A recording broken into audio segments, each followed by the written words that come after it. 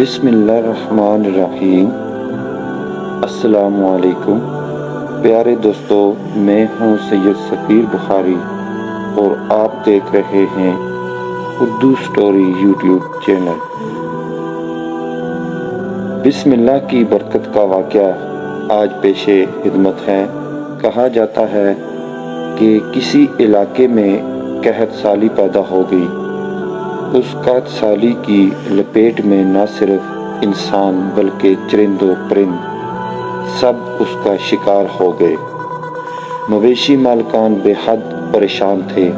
اس دوران ایک مسجد کے مولوی نے جمعے کے خطبے میں نہایت یقین کے ساتھ یہ بات بتائی کہ اللہ کا نام لے کر یعنی بسم اللہ پڑھ کر دریا کو حکم دیا جائے تو وہ بھی نافرمانی نہیں کرے گا۔ خطبہ سننے والوں میں سے ایک چرواہا بھی موجود تھا۔ مولوی کی یہ بات اس کے دل میں اتر گئی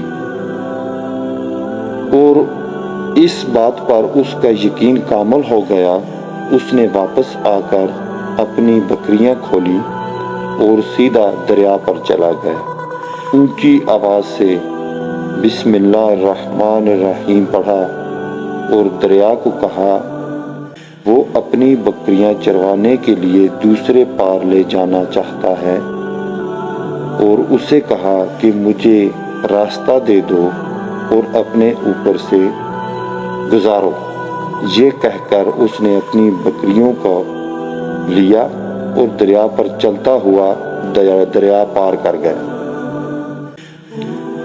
دریا کی دوسری طرف علاقہ گھاس سے بھرا پڑا تھا۔ درختوں کے پتے بھی سلامت تھے کیونکہ کسی کو یہاں تک آنے کی رسائی ہی نہیں تھی۔ اس نے خوب اچھی طرح اپنی بکریوں کو سیر کروایا اور واپس لوٹ آیا۔ پھر یہی معمول بن گیا کہ وہ بکریاں روز پار چھوڑ کر واپس آ جاتا اور شام کو جا کر بکریاں واپس لے آتا۔ اس کی بکریوں کا وزن دگنا چگنا ہو گیا۔ لوگ چونک گئے اور اس سے پوچھا کہ وہ اپنی بکریوں کو کیا کھلاتا ہے۔ وہ سیدھا سادہ اور صاف دل نوجوان تھا۔ اس نے صاف صاف بات بتا دی کہ جناب میں تو بسم اللہ الرحمن الرحیم پڑھ کر دریا پر چل کر اپنی بکریاں دوسری طرف چروانے لے جاتا ہوں۔ یہ بات سب نے سنی مگر کسی نے اس چرواہے کی بات پر یقین نہیں کیا کیونکہ یہ ناقابل یقین بات تھی۔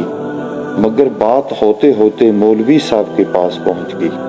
مولوی صاحب نے اس چرواہے کو بلایا اور سارا ماجرا پوچھا۔ اس چرواہے نے مولوی صاحب کو ہی حوالہ بنا لیا کہ مولوی صاحب میں تو آپ کا شکریہ ادا کرنے والا تھا۔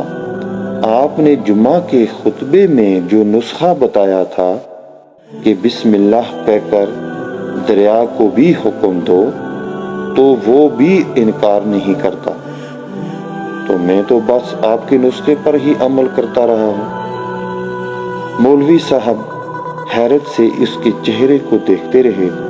مولوی صاحب نے کہا بھائی صاحب ایسی باتیں تو ہم ہر جمعہ میں کرتے ہیں، فقط ان کا مقصد لوگوں کا ایمان بنانا ہوتا ہے۔ مگر بکریوں والا ڈٹا رہا کہ میں تو بس بسم اللہ کہہ کر پانی پر چلتا ہوں اور بکریوں سمیت پانی پار چلا جاتا ہوں۔ آخر کار مولوی صاحب نے صبح خود یہ تجربہ کرنے کی ٹھان لے لی، جسے دیکھنے چرواہے سمیت پورا علاقہ بھی آ گیا۔ مجمع زیادہ جمع ہو گیا تھا۔ مولوی صاحب نے ایک دو بار سوچا کہ انکار کر دوں کہ کہیں ڈوب نہ جاؤں، مگر وہ جو مولوی صاحب کو کندھے پر اٹھا کر لائے تھے اب وہ بھی جوش و خروش سے اللہ اکبر کے نعرے لگا رہے تھے اور مولوی صاحب کے حق میں تعریفیں کر رہے تھے۔ آخر کار مولوی صاحب نے اپنے ڈر کو دور کرنے کے لیے ایک رسا منگوایا۔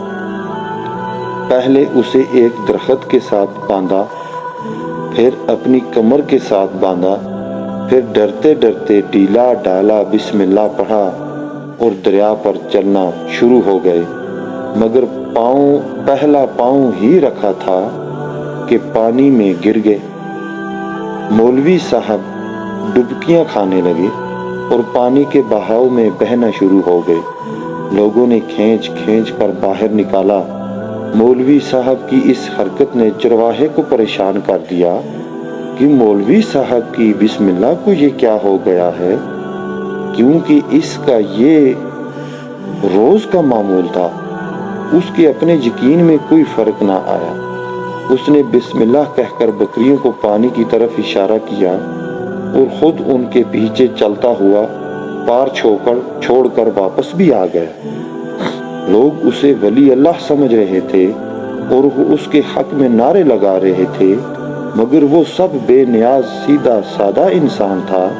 वो मौलवी साहब के पास पहुंचा और कहा, मौलवी साहब, मैं आपकी बिस्मिल्लाह की तारीफ से काफी परेशान था, मगर पानी पर चलते हुए मुझे आपकी बिस्मिल्लाह की बीमारी का पता चल गया था।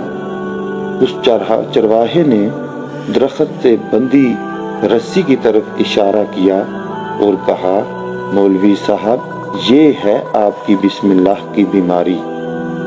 आपकी बिस्मिल्लाह की बरकत को ये रसा खा गया।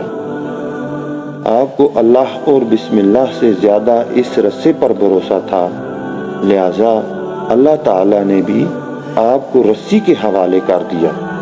फिर कहने लगा, मौलवी साहब, आप भी कमाल करते हो।